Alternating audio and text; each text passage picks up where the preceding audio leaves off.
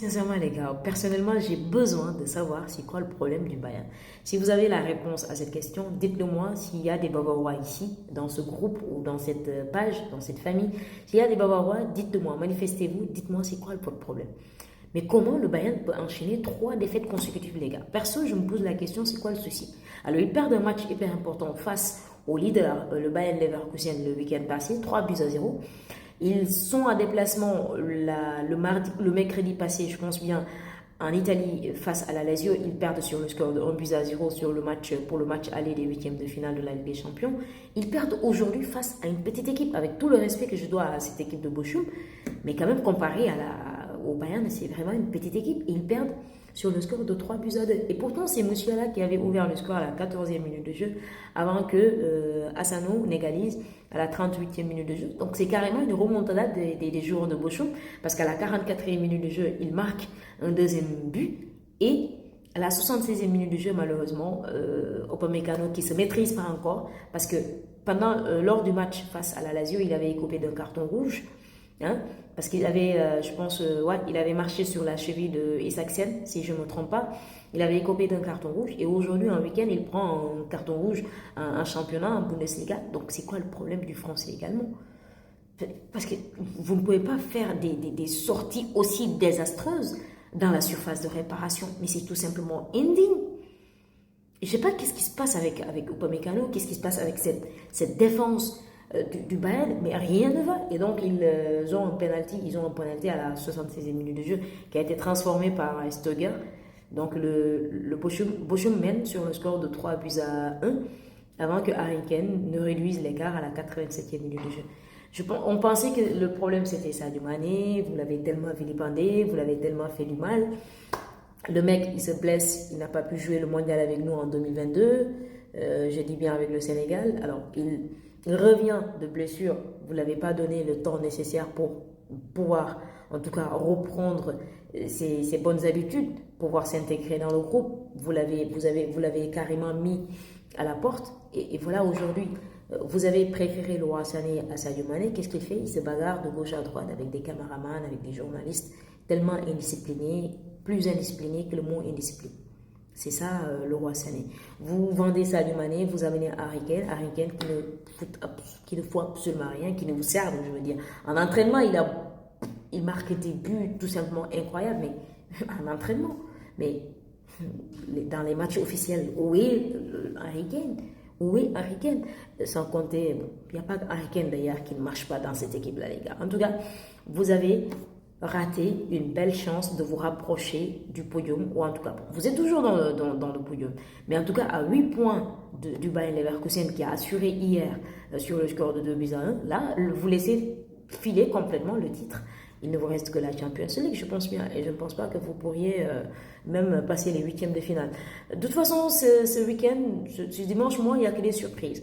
Alors, voici que le Bayern Munich a été battu par une petite équipe, donc Bochum, sur le score de 3 buts à 2.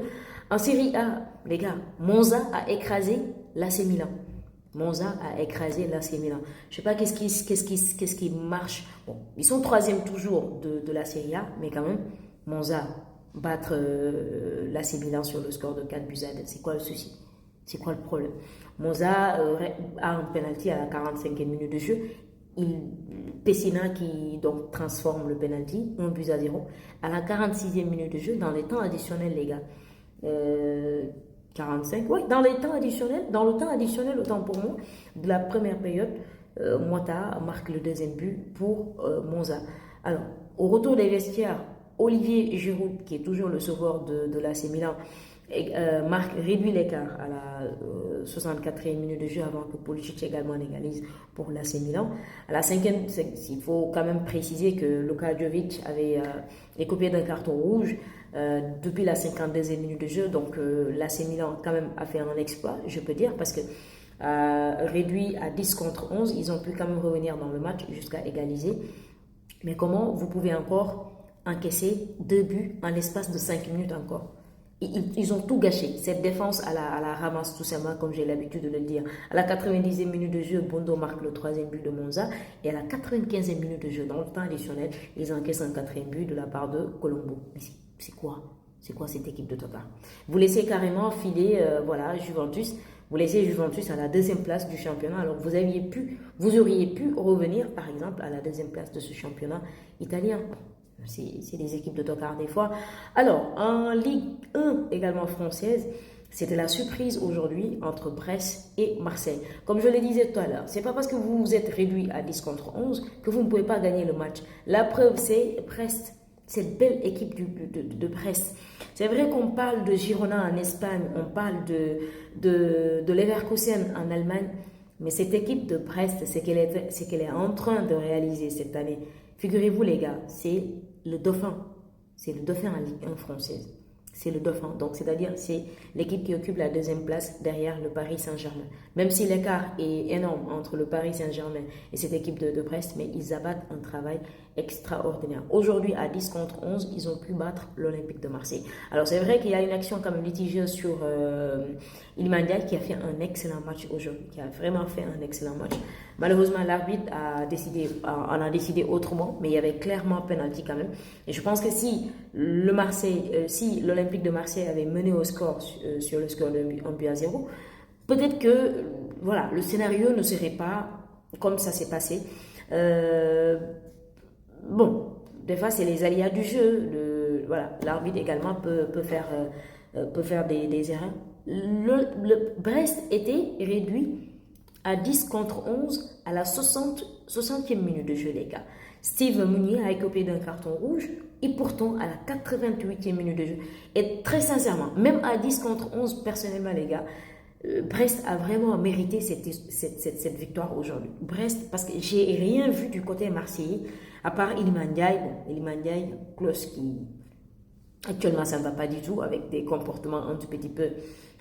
voilà, ça ne va pas du tout pour cette équipe de Marseille. Je ne comprends pas c'est quoi le problème également. Personne ne comprend. À la 88e minute de jeu, les Zmelou marquent ce but. Et tout est plié, voilà, pour Marseille. Donc, c'est un peu compliqué. C'est vraiment compliqué. Personne ne comprend. Donc là, c'était la surprise. C'était la troisième surprise de ce dimanche. Donc, Brest qui bat Marseille sur le score de 1-0. Leverkusen, qu'est-ce que je dis? Bochum qui bat le Bayern. Et Monza qui bat également l'AC Milan. En Liga, les gars. Le Real Madrid a été tenu à un échec aujourd'hui face au Rayo Vallecano. Pourtant, c'est Rosselló qui avait ouvert le score à la 3e minute de jeu avant que Raúl de Thomas égalise à la 27e minute de jeu sur penalty. Mais le fait marquant de cette rencontre également, c'est ce carton rouge que Dani Cabral a écopé à la 95e minute de jeu. Bon, le match était presque fini. Mais quand même, le Real a été vraiment tenu en échec. Et si toutefois Girona, je pense que Girona joue demain, si je ne m'abuse, demain ou mercredi. J'ai pas le bon planning, mais je pense qu'ils jouent demain ou mercredi, en tout cas dans la semaine. Donc là, ils ont la possibilité de revenir à, comment dirais-je, ouais.